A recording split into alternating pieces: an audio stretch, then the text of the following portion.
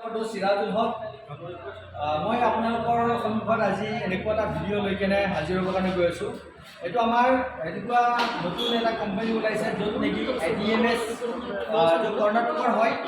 এই স্কুটি বা বাইক বা আপোনাৰ ষাঠি আছে এইবিলাক এই গাড়ীবিলাকৰ এনেকুৱা এটা কোম্পানী মেনুফেকচাৰ কৰিছে য'ত মানুহৰ নিডছৰ ওপৰত তেওঁলোকে কাম কৰিছে।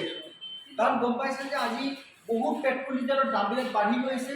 পেট্ৰল ডিজেলৰ দাম বাঢ়ি গৈ থকাৰ কাৰণে মানুহৰ যিমানখিনি ইনকাম কৰিছে আল্টিমেটলি পেট্ৰল ডিজেলটো গুচি গৈছে। গতিকে আমি কিছুমান বাইক দেখাই চাই লওঁ। এইবিলাক স্কুটি এইখন এখন স্কুটি হয় আপোনাৰ স্কুটি আপোনাৰ বেক চাইডত বা আপুনি ল'ব পাৰে আৰু এখন ছাতি হয়।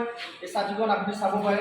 এইখনত আপুনি 7 কুইণ্টেল পৰ্যন্ত আপুনি 4 কুইণ্টেল কিমান কুইণ্টেল আছিলে 400 কেজি 4 কুইণ্টেল পৰ্যন্ত আপুনি ইয়াতে যিকোনো বস্তু বহাব চাউলৰ বস্তা হওক আলুৰ বস্তা যিকোনো হওক আপুনি যদি কেৰি কৰে আপুনি সকলো বস্তু ইয়াতে ল'ব পাৰে। আৰু দ্বিতীয় কথা হৈছে এইবিলাক স্কুটি আছে বাইক আছে ইয়াতে অলৰেডি চেষ্টা কৰোঁ আপুনি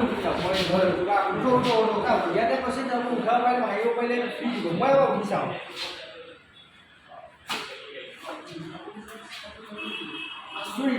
ইয়াতে ইয়াতে বিচাৰ আছো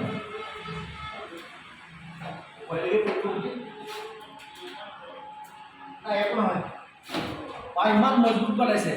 তো আপুনি যদি ভাঙি উঠিব পাৰে তেনেহ'লে আপুনি এখন ফ্ৰী পাব। কাৰণ মোৰ অলমষ্ট 70 কেজি ৱেইট আছে, কিন্তু মই যদি ইয়াতে উঠিছোঁ কাপোৰটো বেলেগ জোতাৰ বেলেগ তথাপিতো এখনে কোনো ধৰণৰ কোনো ভাঙা নাগা কোনো ধৰণৰ একো প্ৰব্লেম হোৱা নাই। গতিকে এই গাড়ীবিলাকৰ বিষয়ে আমি বহুতে শুনিছিলোঁ যে এই পাহাৰত গাড়ীবিলাক উঠাব নোৱাৰে।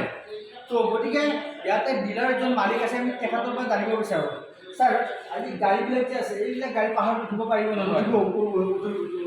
বহুত মানুহ কয় যে এইবিলাক গাড়ী পাহাৰত উঠিব পাৰে বুলি। মানে বেলেগে কোৱা কথা আগৰ যিবিলাক আপোনাৰ ইলেক্ট্ৰিক স্কুটি আছিল হয় সেইবিলাক আপোনাৰ 4-5 মাহ গ'লে মানে একদম বেয়া হৈ গৈছে। আজি চাওক এটা বেটাৰী ইয়াৰ পৰা কিনি লৈ গৈছে সেইবিলাকৰ কাৰণে আমি বিক্ৰী কৰি আছোঁ এইবিলাকৰ কাৰণে। আমাৰ ইয়াতে 3 বছৰ ৱাৰেণ্টি গ্যাৰাণ্টি আছে। যদি আপুনি গাড়ী এখনৰ বেটাৰীটো 3 বছৰ ৱাৰেণ্টি প্লাছ গেৰাণ্টি। আৰু ইয়াতে বেটাৰীটো কি বেটাৰী হয়? ইয়াতে লিথিয়ামৰ বেটাৰী। লিথিয়ামৰ বেটাৰী আপুনি জানে এটা মোবাইল যে আছে মোবাইলত আপোনাৰ যিটো বেটাৰী আছে নে সেইটো 1 বছৰৰ গেৰাণ্টি দিয়া হয়, ৱাৰেণ্টি গেৰাণ্টি দিয়া হয়।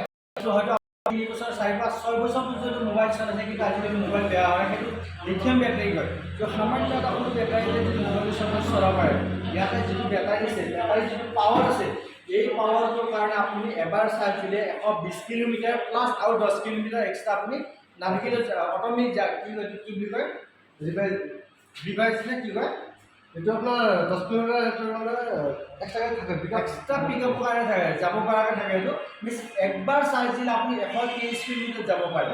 তো গতিকে আপোনালোকে বেছি দেৰি নকৰি কেনে আপুনি যদি নিজৰ খৰচা আপুনি কম কৰিবৰ কাৰণে বিচাৰে, কাৰণ আপুনি যে সকলো বস্তুৰ দাম বাঢ়ি গৈ আছে, কিন্তু বাঢ়ি গৈ আছে পেট্ৰলৰ দাম বাঢ়ি গৈ আছে। গতিকে পেট্ৰল ডিজেলৰ কাৰণে মানুহৰ এনেকুৱা চিটুৱেশ্যন হৈছে বাহিৰত নগ'লেও অসুবিধা আৰু গ'লেও অসুবিধা পইচা লাগে। তো গতিকে এনেকুৱা চিটুৱেশ্যনত যদি আপোনাৰ ঘৰত এখন ইলেক্ট্ৰিক স্কুটি বাইক বা আপোনাৰ ষাঠি থাকে তো তেনেহ'লে মই ভাবোঁ যে আপোনাৰ ঘৰৰ কাৰণে এটা বহুত ভাল হ'ব, এটা সুখময় পৰিৱেশ হ'ব। কাৰণ আজি চাওক আপোনাৰ চাউণ্ড পলিউশ্যন এনেকুৱা হৈছে, আপুনি মাৰ্কেটত যদি বা ৰাস্তাৰে গৈ আছে মানুহ কথা পাতিব নোৱাৰে, কথা পাতিলে আপুনি কথা শুনা নাপায় গাড়ীৰ চাউণ্ডৰ কাৰণে। তো এইবিলাক গাড়ী কোনো চাউণ্ড নাপায় এই ইলেক্ট্ৰনিক কাৰণে।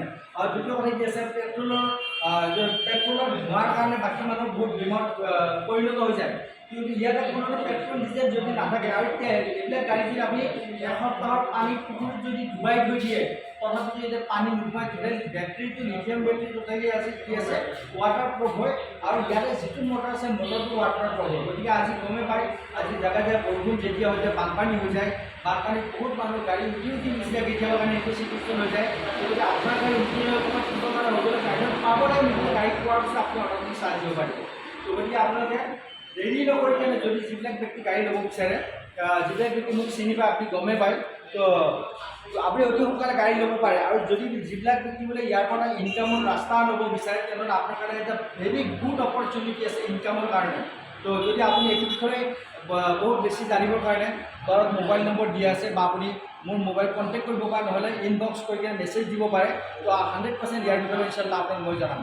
তো থেংক ইউ ছ' মাছ আপোনালোকে ভিডিঅ'টো চোৱাৰ কাৰণে। আৰু কিবা আপুনি ক'ব আছে নেকি ডিলাৰ ফালৰ পৰা? কোনোবাই আমাৰ নিচিনা বেকাৰ ল'ৰা আছে, মই মানে সময়ত 9,000 টকা দৰমহাত কাম কৰিছিলোঁ। হয়, মই 3 মাহ হ'ল মই এইটো বাদ দি মানে ইয়াতে কাম কৰি আছোঁ। তো মই চেলছমেন হিচাপে কাম কৰি আছোঁ। মই 3 মাহত আপোনাৰ কাম কৰিছোঁ 1,32,000 টকা। মই 3 মাহত 1,32,000 তেখেতে প্ৰফিট হৈছে, য'ত 9,000 টকাত চেলাৰী কাম কৰিছে। একাউণ্ট মই চাব পাৰিব। হয়, তো ইয়াতে গাড়ী ল'লে আপোনাৰ নিজাকে কিস্তি দিব নালাগে। ইয়াতে ইনকাম কৰি ঘৰ চলাই কিনে একদম বিন্দাছ 30,000 পৰা 40,000 টকা ইনকাম কৰিব পাৰিব। আৰু আমাৰ নিচিনা ল'ৰাবিলাকে ডেইলি 50,000 টকা কৰি ইনকাম কৰি আছে। চাওক আপুনি এটা কথা ক'ব কাৰণে কৈছে, আপুনি যদি গাড়ীখন চাপ'জ ল'ব কাৰণে বিচাৰে, আপোনাৰ হাতত পইচা নাই, বাট আপুনি ইয়াতে বুকিং যদি কৰে, বুকিং কৰাৰ পিছত আপুনি নিজৰ না কোনো EMI-ত ল'ব নালাগে, আপুনি নিজৰ কেছ পইচা ল'ব পাৰে। ইয়াতে এটা ইনকামৰ এটা অপৰচুনিটি দিয়া হৈছে, যিটো অপৰচুনিটিৰ পৰা আপোনাৰ এই গাড়ীবিলাক আপুনি নিজে ল'ব পাৰে সেই ইনকামৰ থ্ৰুৰে। তো আপুনি গতিকে যিমানখিনি টকা আপুনি ডাউন পে'মেণ্টত কিছু অলপ পইচা আপুনি দিব লাগিব, কাৰণ যদি গাড়ীখন বুকিং কৰিব সেই হিচাপত আপোনাৰ কাৰণে গাড়ীখন ফিক্স কৰি ৰখা হ'বতো। তো গতিকে আপুনি ইমিডিয়েটলি আপুনি যদি বিচাৰে মোৰ গাড়ীও ল'ব বিচাৰোঁ, কিন্তু মই 1 টকা মোৰ ইনকাম পইচা মই নিদিয়াকৈ গাড়ী ল'ব বিচাৰোঁ, তো সেই সুবিধাও আপোনাৰ কাৰণে আছে। তো আপুনি বেছি পলম নকৰি কেনে আপুনি ইমিডিয়েটলি আপুনি আজিৰ ভিতৰত যদি মোৰ ভিডিঅ'টো পায়, তেনেহ'লে আজিৰ ভিতৰত আপুনি কল কৰক অথবা মেছেজ কৰি কেনে আপুনি সকলো আপুনি জানকাৰী কৰক। তো থেংক ইউ ছ' মাছ আপোনাক ভিডিঅ'টো চাবৰ কাৰণে। This is Sirajul Haque signing of.